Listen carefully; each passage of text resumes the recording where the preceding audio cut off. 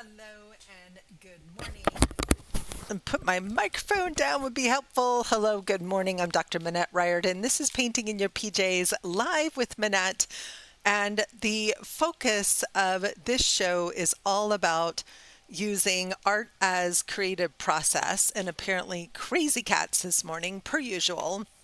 Art is a creative process for personal discovery, for growth, and for how to make decisions, which is our topic for today. So if you're brand new here, welcome. I'm delighted to have you here. Please hit that subscribe button. And if you click the little notifications bell, you'll get notified when I do go live, which is 3 or 4 mornings a week at 7 a.m. Mountain Time for now. But hello, good morning. But coming in May, I will be switching over to my summer hours and starting, hey, Tori, good morning, good morning. Switching over to my summer hours and going live at 8 a.m. Mountain Time so that I can get outside before it gets hot. But I will have lots of reminders about that. And I have been in the journey and the process over the last month or so of my version of the 100-Day Project, which is poking away at this book idea that I have. And the book is called, tentatively titled, Befriending the Dragon, A Heroine's Journey for the Second Half of Life. Good morning, Yvonne. And when I think about the hero's journey or the heroine's journey, it's one of my favorite things. I love fantasy fiction. If you followed me for a long time, you know I love dragons and I love talking about heroes' journeys. And what happens to women in midlife is that we find ourselves suddenly, good morning, yes, an hour later for my West Coast friends for sure. So what happens when we hit midlife or near retirement or post-retirement is suddenly at this stage of life from about 45 on, everything seems to be changing so fast. Our bodies are changing, our kids, if you have kids, your kids are growing up and leaving, your parents are aging if they're still alive, your career focus may be changing, you may be retiring or have retired and wondering, what do I do with my time? And it can cause a lot of uncertainty in how we feel about ourselves. It can really incite kind of this idea of loss of purpose. Yeah, good morning, Lisa. You are so right in the middle of all of this. Amen. And Lisa, I have a funny story to tell you about some market research I was doing. I'm going to have to remember to email you later because it described you to a T and it was so funny. But remind me more about that later. And when we have all of these things going along, it's like we're on a seesaw or maybe even a merry-go-round, and like we're being pulled along by our life rather than leading our life. And this is that moment when we start to feel the call of the wild, as it's called in hero's journey language. And there's usually some type of inciting incident that all of a sudden makes us kind of stand up and look around and go, wow, something needs to change, but I'm not sure what it is. And so I want to talk today about how do we make decisions in these moments? And we're going to have a little bit shorter show today. I have a client this morning early, and so usually like to get out of my pajamas when I have a private client, although this client probably wouldn't mind, but I would mind. And so I want to talk about, hi Barbara, about how do we make a decision? How do we know when we're being called? And it oftentimes, I think the difference between a heroine's journey that a woman goes on and sort of the classic Joseph Campbell hero's journey is all about it being much more of a journey within. Yes, there's external things that are happening, but where the magic really happens is our willingness to go on a soul journey, if you will. And that soul journey starts with understanding exactly right where we are on our own path and inciting incidents that just kind of really let you know that you are ready to accept this journey. Kids leaving, empty nest, the loss of a loved one, divorce, career change, big move. You know, I went through both of those in the space of a couple of years, becoming a complete empty nester and moving across country.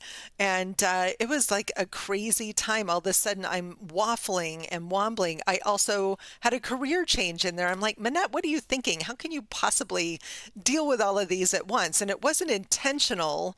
But it's just the way life worked out and timing worked out that I was in the middle of changing from business coaching to this more creative coaching, that Maggie was leaving to go to university. The pandemic was ending, right? And we decided to take advantage of the market and sell our house in Goleta and move here to Colorado, like all in the space of a couple of years. The other thing about these journeys, these life journeys that we go on, they feel like they're compressed, right? They feel really like, oh my gosh, everything's happening all at once. And the truth is, it was over a couple of years.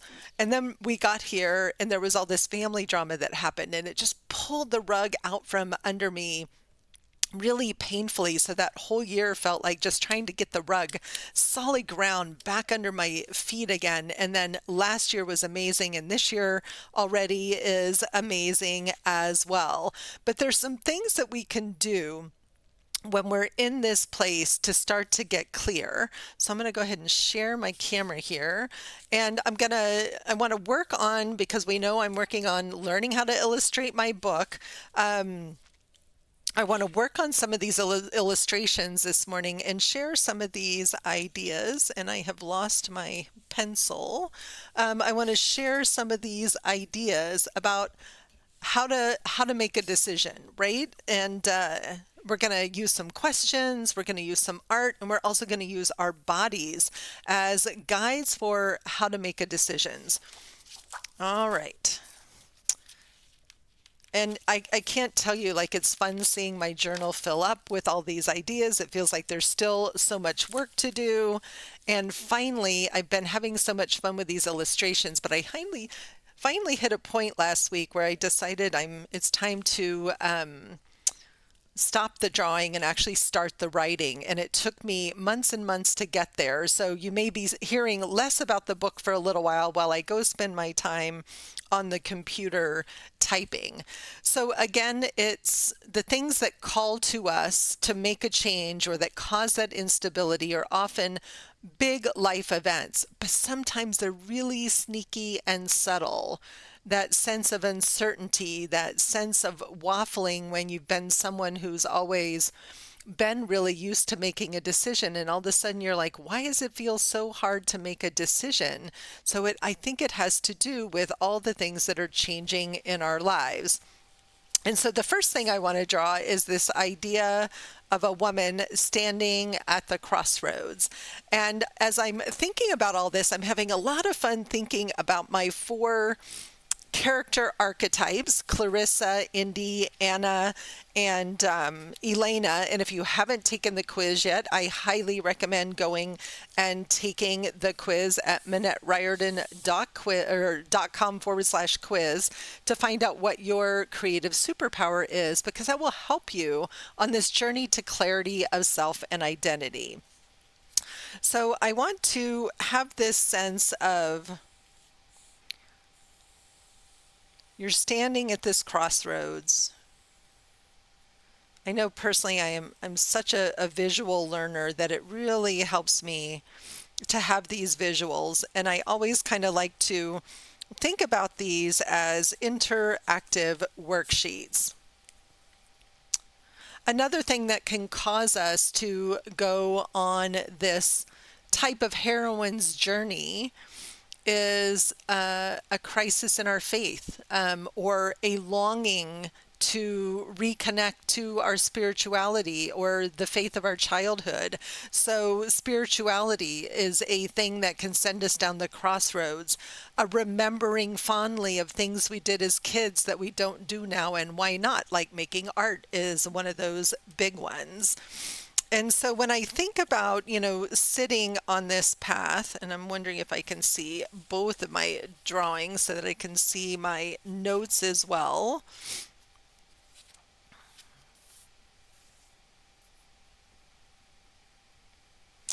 So when I think about standing here at the path.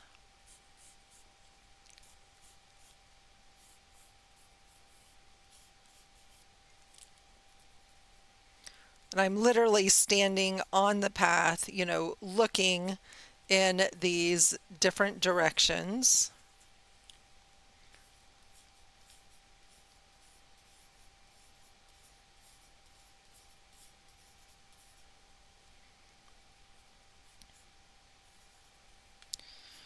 Kind of scratching my head, wondering, who am I? Where am I going? How do I know which direction to choose? And so let's imagine. So I think she needs a little, thought bubble here with which way do I go? Have you ever felt like that when you've been at that crossroads and you could not decide what direction to go? And so we have this one direction over here that's the new path. We're going to call this path adventure. And then over here, we have this path that ultimately is a dead end, although we don't think about it that way. But this path is the path of the same. Over on this side, we have comfort. We have what in Hero's Journey terms is called the known world. It feels safe, but it also keeps us really stuck.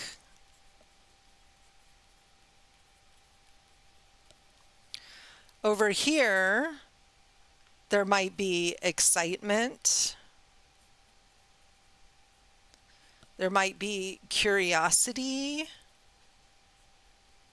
but it can also feel really risky and scary to start down this new path. Absolutely. And I've drawn these lines, right, as straight lines, but really, we could draw them like intertwining paths. Sometimes we're on the same path, sometimes we're on the risky path. But the point here is, how do I decide which direction to go? How do I decide which direction to go? And there's a few different ways that we can do that. We can just start with some questions, like getting really clear about, why am I here now? So why am I right here in this place? Why am I here?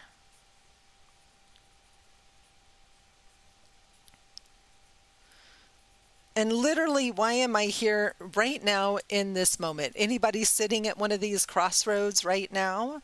So why am I here right now? How did I get here? Like, what's already happened? What have I already learned that brought me here or experienced? So a little inner reflection on, how did I get here? So I always start with these journaling prompts first to think about whether you're actually writing or just sitting and considering. And then I think the most important question is, how would I feel if nothing changed? How would I feel if nothing changed? And there's no right or wrong answer to this question. How would I feel if nothing changed? No right or wrong question. But for me personally, if I looked at this same old, right, road over here, it feels like a dead end. It feels like there's no change, there's no growth. I would feel disappointed in myself. And yet when I look over here, I weigh, there's excitement and curiosity. It's risky, it's scary.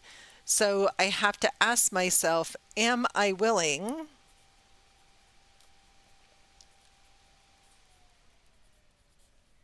to take a step. One step. Take one step in either direction. Because sometimes we can just stay right here in indecision. And I see this with women, particularly in all my years of coaching, that sometimes indecision becomes the comfort zone. And we keep ourselves really stuck in indecision, overwhelm, right? So this here, right, is the space of indecision.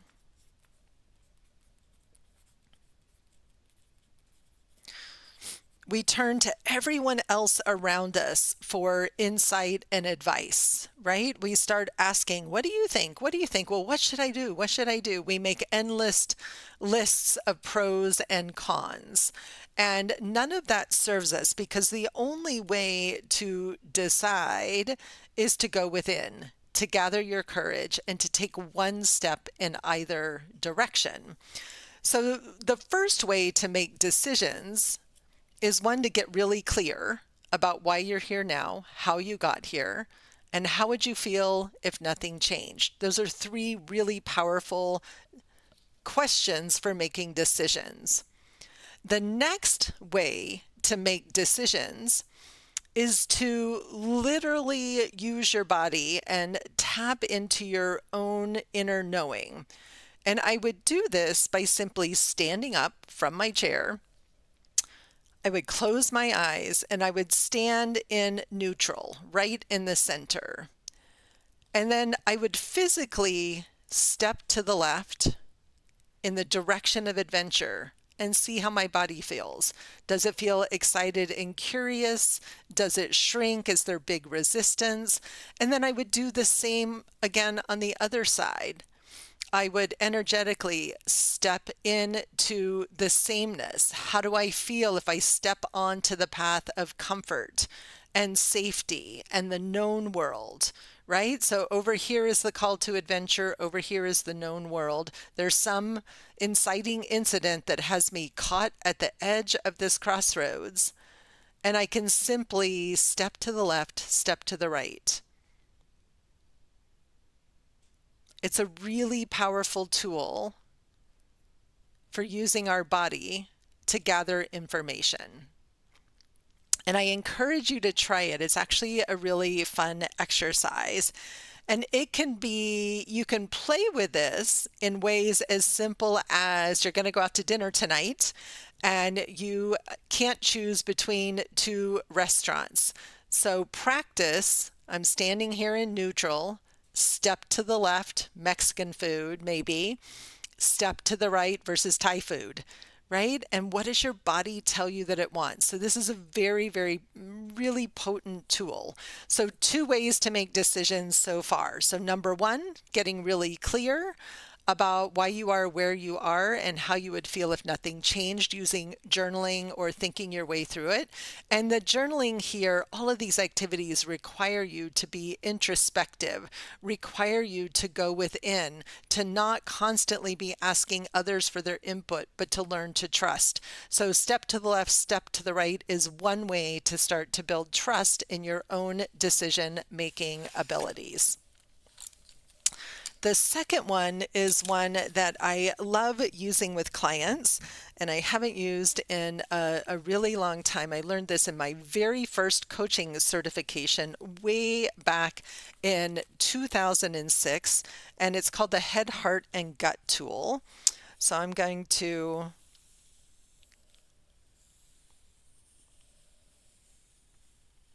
kind of just draw a torso of a body here. Not even a complete body. So we have our head, we have our heart, and our heart chakra is actually in the center of our chest, and then we also have our gut.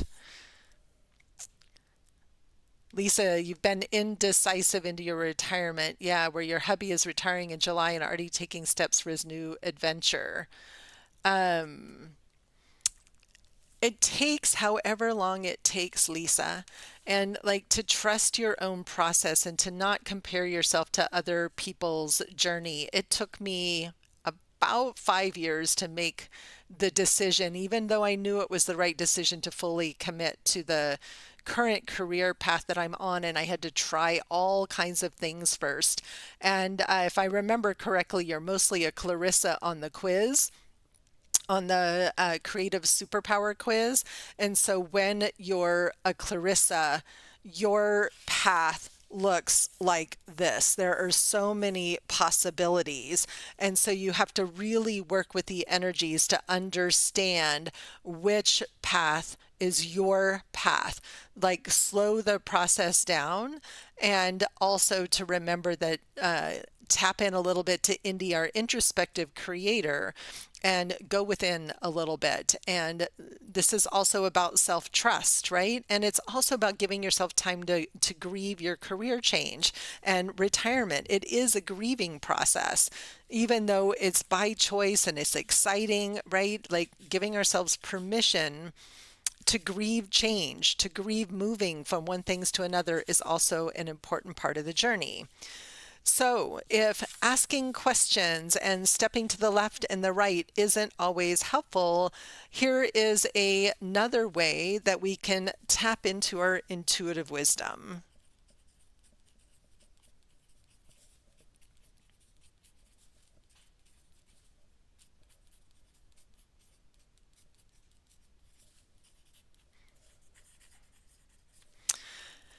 So let's imagine that we are, I'm going to use myself and my book, because I've been having crazy, crazy ass dreams about my book project, like people stealing my ideas. And I mean, consciously, I'm not thinking about any of this.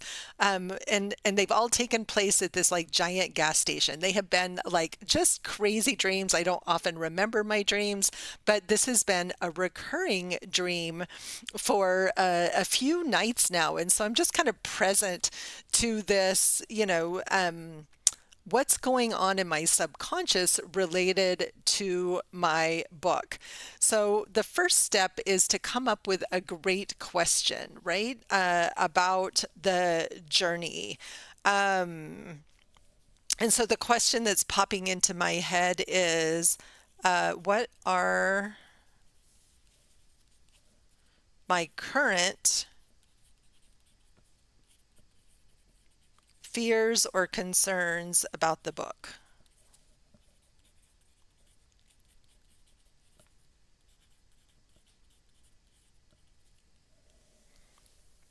And when I was first learning this and learning how to facilitate this experience at a retreat in Texas with one of my early mentors, there was a young man there, and his question was to himself, why am I struggling to quit smoking?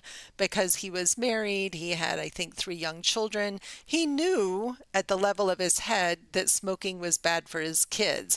And I don't remember what all the answers were. That was, about a decade ago. But what I do remember, is it was so clear that he wasn't in alignment. So this tool is so much about getting clearly aligned in our whole being so our whole body can move forward. Because sometimes what happens when we're stuck over here on this path is that maybe your heart wants to go here and your head knows it's the right decision, but your gut's going, no, it's way too scary. I want to go this way. So again, just getting clarity about what the lack of alignment is can help us bring ourselves back into clarity and focus on next steps. So the way that this works is that I would close my eyes, take a couple of deep breaths. I usually start with either the heart or the gut, because the brain thinks it knows everything, and I need to bypass my thinking head because this is often where I get stuck in the logical, and I want to tap into my own unconscious knowing. Georgia, it's very hard to do when there's kitty cats pawing you in the face. And so here I am at the level of the heart. And so neuroscience as well as medical science now is showing us that we actually have 3 brains, that the same nerves and functions that are happening in our brain are also happening in our heart and our gut, and they're all connected by one nerve called the vagus nerve. Now, I'm not going to go into all the science of this, but I want you to know that this is not like some crazy woo thing. This is really about just trusting the wisdom of your body, and your body talks to you all the time. So, at the level of my heart, when I ask what are my current fears or concerns about writing my book, the first thing that pops into my head is I'm never going to get it finished. And I'm feeling a waffling around my level of commitment to the project. I'm noticing where I'm not prioritizing time and energy. And then if I take a deep breath and I almost just close my eyes and imagine that like I'm inside my body riding in a little elevator, and I'm riding down from that heart to that gut space, and I put my hand over my gut and I really feel in intentionally here and ask my gut, or what are your biggest fears or concerns about the book? Whoosh, big surprise, no one's going to want to read it. That caught me by surprise. I wasn't thinking about that. But so my feelings of worthiness, imposter syndrome, right? Who's going to want this? And I'm not conscious that these thoughts are there. I'm very clear at the level of my head, I am writing this book, I am going forward. But there's some fear at the level of my heart around sharing it with others and what might happen if I share it with others. And down here is this sense of worthiness, right? And this is, how committed am I? So what happens is that my gut might try to sabotage the process. And if I go now, ride that little elevator all the way back up to my head, and ask what my current fears and concerns are, I get a little bit of that sense of, I don't know enough. I just need to do more research. Georgia, off you go. I need more research. I can't find my words. It's something that I was super excited to feel like I was ready to write, because I have been struggling to find my typey words. I'm talking lots and I'm drawing lots, but I haven't felt that ability to just sit down and sort of linearly go through this process from top to bottom. So this tool is an intuitive tool for getting into alignment and showing me what my fears and concerns are. I could ask, what is my excitement and joy about this book project as well? And at the level of the heart, it feels like, wow, it can help so many people. I'm so excited. At the level of the gut, there's still a little fear here. And, the difference between excitement and fear is simply breath. So if I breathe into excitement, I know that what I have to do is trust my own words, trust my own knowing, right? So let go of all of this. And even at the level of the head, when I lean into excitement and joy, I know everything I need to know already. And if I sat down and just started typing the book, it'd probably come together in a few weeks. But there's definitely been some fear and some resistance along the way. So just to quickly recap, when we're at this place in midlife or post-retirement, or even well into our 70s, we can feel like we're stuck at this crossroads of indecision and not knowing which direction to take. Another tip to share with you as you're standing at this crossroads, especially if you are a Clarissa, Anna is running down this path and never looking back. She doesn't care if it's the right path. She's running down this path. Indy is going to sit right here for a while until she feels really clear in her body. And Elena is going to confidently move in that direction. But Clarissa has all these different paths. So what's going to happen for Clarissa is she's going to go a little bit down the path and then she's going to come back. And then she's going to go a little bit up the path and come back. And she's going to go a little bit up the path and come back. And slow down and take some time to actually give yourself permission to go down a path and feel into whether that path is right or not. So how we would make decisions sometimes varies by what our creative archetype is, right? And Anna would be bored to tears if nothing changed. Elena would be disappointed in herself. Indy knows that change is inevitable.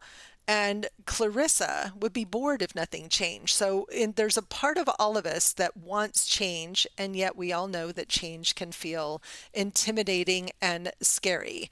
But remember that this path is never forever. It's not permanent. It can ease our minds when we remember that because we start this way, we don't have to stay stuck. When we get stuck is when our adventure path becomes our same old path, and what we need is something new. So a few different thoughts and perspectives. So if you're standing right here in this place of indecision and overwhelm, step one is to get clear. Step two is pick one of the two energetic tools, step to the left, step to the right, or our head, heart, and gut tool to help you get really clear on your best next steps. And if you know you need some help on this journey and some help making this decision, it's why I created Your Creative Renaissance, my year-long group coaching program. And it's also why I'm writing this book, because traveling alone is painful and hard. And sometimes what we need is a guide that asks us questions, not someone who gives us advice or tells us what they think is best for us, but someone that simply asks a powerful question to think differently about the process. So hopefully this was helpful as you think about where you're sitting right now and making some clear decisions about what's next. When is it next? And remembering that you only have to take one step, not all the steps, in the right direction. And once you take that one step, you'll know you either need to backtrack or it's safe to go forwards. So thanks again, as always, for joining me. And I will see you guys all on Thursday morning at 7 a.m. There will be no Friday morning episode this week as I have a day-long business summit that I am attending, but excited as always to be here with all of you. Thank you for helping me talk through this process and just work my way verbally through the thoughts and continue to commit to staying on this 100-day project path of writing my book, Befriending the Dragon. Thank you so much, everyone, and I will see you guys all on Thursday morning, 7 a.m. Mountain Time.